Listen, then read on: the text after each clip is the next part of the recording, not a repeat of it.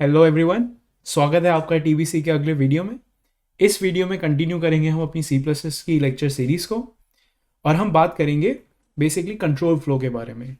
पिछले लेक्चर में हमने बात की थी इफ कंडीशंस के बारे में या फिर स्विच केस के बारे में, जो कि एक तरह के कंट्रोल फ्लो स्टेटमेंट्स है। कंट्रोल फ्लो से मेरा क्या मतलब है? कंट्रोल फ्लो यानी कि किस तरीके से प्रोग्राम के एग्जीक्यूशन को आप, उसके फ्लो को आप कंट्रोल कर सकते हो, राइट? तो पिछले लेक्चर में हमने देखा था कि हमारे पास इफ स्टेटमेंट्स था जिससे हम कोड के किस पार्ट को एग्जीक्यूट करना है वो डिसाइड कर सकते थे, वो इफ एल्स या स्विच केस का इस्तेमाल करके। अब की बार हम एक और आइडिया देखेंगे कंट्रोल फ्लो का। मान लीजिए कि आप किसी ऐसी सिचुएशन में हैं जहां पर आपको सेम कोड कई बार रन करना है ना, कि आपको पता है कि कोड तो यही है लेकिन ये 10 बार रन होना है, राइट? कि आपको मान लीजिए कि प्रिंट करनी है 10 वैल्यूज, आपको पता है वो 10 वैल्यूज कहाँ पर हैं, आपको उन्हें प्रिंट करना है। तो एक तरीका है कि आप 10 लाइन प्रिंट की लिख सकते हो। सी आउट आपने 10 बार लिखा, उन 10 को प्रिंट कर दिया। लेकिन सी प्लस प्लस में, इनफैक्ट सी प्लस में नहीं, हर प्रोग्रामिंग लैंग्वेज में इस चीज को करने का एक बेहतर तरीका होता है जिसे हम लूप्स कहते हैं, जो कि कंट्रोल फ्लो का पार्ट होता है। तो आज के वीडियो में हम लूप्स पर बात करेंगे, राइट? तो सी प्लस प्लस से किसी प्रोग्राम को शुरू करने से पहले बेसिक्स हम अपना स्केलेटन तैयार कर लेते हैं। सबसे पहले हम अपनी लाइब्रेरी इंक्लूड कर लेंगे, उसके बाद हमारा नेम स्पेस, फिर हमारा मेन फंक्शन, और हमें पता है कि मेन फंक्शन में हमें चाहिए होता है रिटर्न 0। तो बहुत बढ़िया, ये तो हो गया हमारा skeleton C plus plus program का। ये हम कई बार देख चुके हैं कि basic skeleton C plus plus program का क्या होता है। अब अगली चीज जो इसमें आती है वो है लूप्स, राइट? तो हमें पता है कि हमारा ऑब्जेक्टिव है कि हमें एक ही तरह के कोड को कई बार रन करना है, तो हम उस लाइन को लेट्स से कई बार लिखने की बजाय उसका एक और बेहतर तरीका ढूंढ रहे हैं। इस पर्टिकुलर प्रोसेस को हम कहते हैं लूप। और लूप लिखने के 3 तरीके होते हैं सी प्लस प्लस में। आपके पास होता है एक वाइल लूप, या फिर फॉर लूप, या फिर एक और चीज जिसे हम कहते हैं डू वाइल लूप, राइट? तो हम इन तीनों तरीके के लूप को एक एक करके देखेंगे कि इनका सिंटेक्स क्या है और इन कंपैरिजन इन तीनों के ये हमें क्या एक्स्ट्रा प्रोवाइड करता है। अब एक हम वेरिएबल क्रिएट करते हैं आई, राइट? इसको हम देखेंगे कैसे यूज करें। सबसे पहले हम बेसिक सिंटेक्स लिख लेते हैं वाइल लूप का, और उसके बाद उसमें देखेंगे कि हर एक लाइन में यहां पर क्या हो रहा है। तो बेसिक सिंटेक्स जो हमारे वाइल लूप का होता है वो है वाइल, फिर यहां हमारी जाती है कंडीशन, फिर हमारा कोड में हम क्या कहेंगे, बेसिकली यहां पर हमारा हो जाएगा डू समथिंग, राइट? और ये हो गया हमारा वाइल लूप। तो बेसिकली यहां पर क्या होगा कि जो भी आपने कोड यहां पर लिखा है, जो डू समथिंग का पार्ट होगा, वो तब तक रन करेगा जब तक कंडीशन होल्ड होगी, है ना? तो अब मैं यहां पर एक वाइल लूप लिखने की ही कोशिश करता हूं। तो लेट्स से मैं कहता हूं कि मेरी कंडीशन है कि आई 10 से कम होना चाहिए, राइट? अगर वो ट्रू है तो जो कुछ भी है इस से हमारे लूप के अंदर उसको एग्जीक्यूट करो और उसको बार बार एग्जीक्यूट करते रहो, राइट? सो बेसिकली क्या होगा, लेट्स से कि अगर मैंने यहां पे एक स्टेटमेंट दे दिया प्रिंट इन वाइल लूप, है ना? तो क्योंकि हमें पता है आई की वैल्यू 0 है और 0 10 से कम होता है, तो क्या करेगा कि ये इस स्टेटमेंट को प्रिंट करेगा, से आउट करेगा, और फिर वापस वाइल लूप पे जाएगा, देखेगा आई 10 से कम है, वापस से इसे प्रिंट करेगा, फिर देखेगा वापस से कंडीशन में जाएगा, देखेगा आई 10 से कम है, वापस से प्रिंट करेगा। तो ये कॉन्टिन्यूसली चलता रहेगा और एक इन्फाइनाइट लूप में चला जाएगा। तो हमें इस कंडीशन को ब्रेक करने के लिए कुछ ना कुछ चाहिए। अब क्योंकि हमें पता है कि हमें ये स्टेटमेंट सिर्फ 10 बार प्रिंट करना है, तो हम क्या कर सकते हैं, एक तरह का काउंटर बना सकते हैं, एक तरह का इंडेक्स बना सकते हैं, जिसको मैंने इंट आई इक्वल्स टू 0 से बनाया। तो हम 0 से शुरू करेंगे और हम हर बार आई को 1 से इंक्रीमेंट करेंगे, है ना? अब क्या होगा कि एक बार ये रन होगा, प्रिंट होगा, उसके बाद आई की वैल्यू 1 से बढ़ जाएगी, तो आई अब हो जाएगा 1। 1 अभी भी 10 से छोटा होगा, तो फिर से ये लाइन एग्जीक्यूट होगी, फिर आई वन एक बढ़ जाएगा तो आई की वैल्यू हो जाएगी 2, फिर वापस से चेक होगा, वापस 2 10 से कम है तो वापस से एग्जीक्यूट होगा। ये इस तरह से चलता रहेगा जब तक आई की वैल्यू 10 ना हो जाए। जैसे ही आई की वैल्यू 10 होगी ये कंडीशन होल्ड नहीं करेगी और हमारा प्रोग्राम इस लूप से बाहर आ जाएगा, राइट। तो ये तो हो गया हमारा सिंटेक्स इस वाइल लूप का, राइट।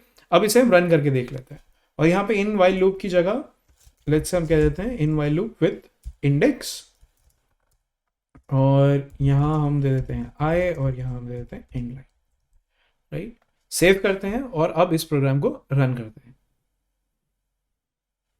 तो हमने रन किया और आपने देखा कि यहां पर क्या हुआ, in while loop with index 0, और ये 0 से लेकर 9 तक प्रिंट हुआ, राइट, क्योंकि हमने 0 से शुरू किया था और लेस देन 10 पे कहा था तो ये 9 पर रुक गया, राइट। तो ये तो हो गया एक सिंपल सिंटेक्स एक वाइल लूप का, राइट। अब मेन की पॉइंट्स हमारे क्या है कि यहां पर एक कंडीशन होनी चाहिए और उस कंडीशन को हमको किसी तरीके से ब्रेक करना होगा। लेट्स से आप अगर किसी ऐसा करते हैं कि एक ऑलवेज ट्रू कंडीशन ले लेते हैं, अगर मैं यहां पे ट्रू दूंगा तो ये ऑलवेज ट्रू कंडीशन हो गई और मुझे कहीं ना कहीं बीच में ब्रेक देना होगा, है ना। तो मान लीजिए कि मैंने कहा कि हम वापस से प्रिंट ही करेंगे इंडेक्स आई के लिए और आई को 1 से इंक्रीमेंट भी करेंगे, और अगर मान लीजिए कि मेरी आई की वैल्यू लेट्स से 20 से ज्यादा है तो मैं कहूंगा ब्रेक। अब क्या होगा कि आई 20 तक जाएगा और फिर ब्रेक करेगा। अब क्योंकि हमें पता है यहां पर आई की वैल्यू हमारी ऑलरेडी 10 हो चुकी है तो ये 10 से 19 तक जाएगा और फिर ब्रेक करेगा, राइट। ये हमारी एक्सपेक्टेशन होगी इस कोड से। तो इसको रन करते हैं और देखते हैं हमें क्या मिलता है।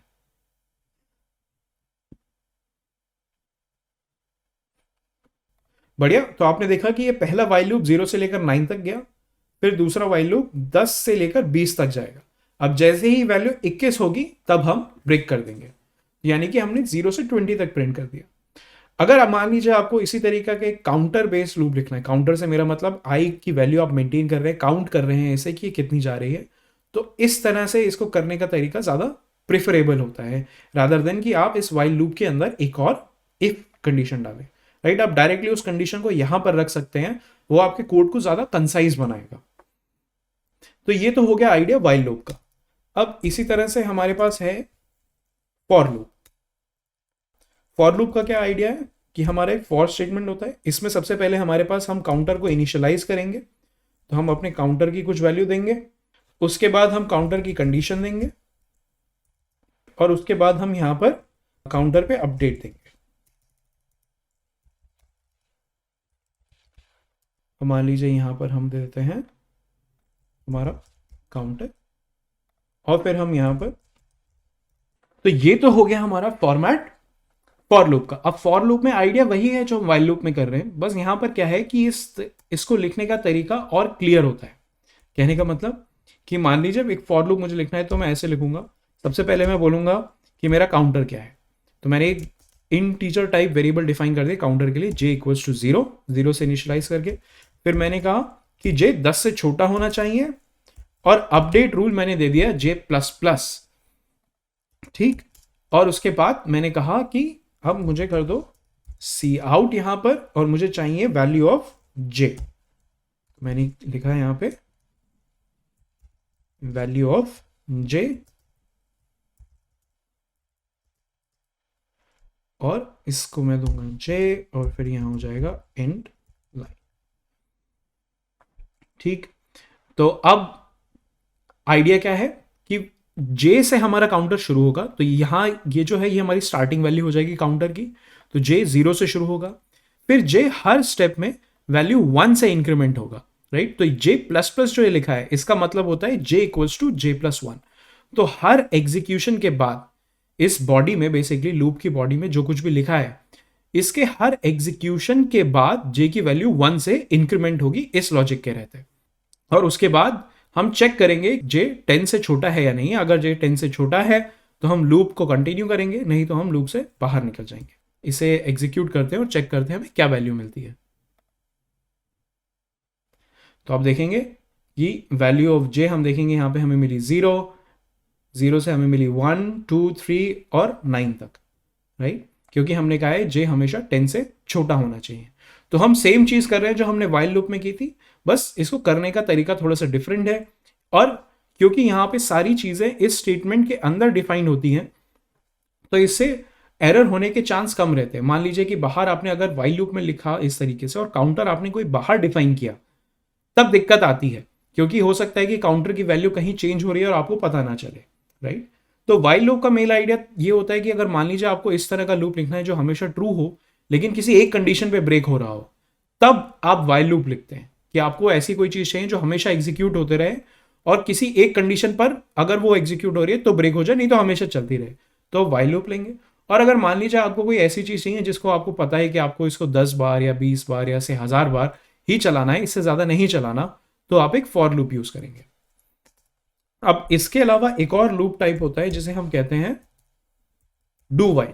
अब डू वाइल लूप का क्या आइडिया होता है कि डू के अंदर हमारी आ जाती है लूप बॉडी, यानी है ना, लूप बॉडी कुछ नहीं है, लूप बॉडी बेसिकली वही कि डू समथिंग वाला आइडिया, कि यहां पर आपका कोड एग्जीक्यूट होगा और फिर यहां पे इसके एंड में एक वाइल कंडीशन होती है। ये वाइल कंडीशन चेक करती है जो भी आपका इस लूप को रोकने के लिए लॉजिक होगा, है ना।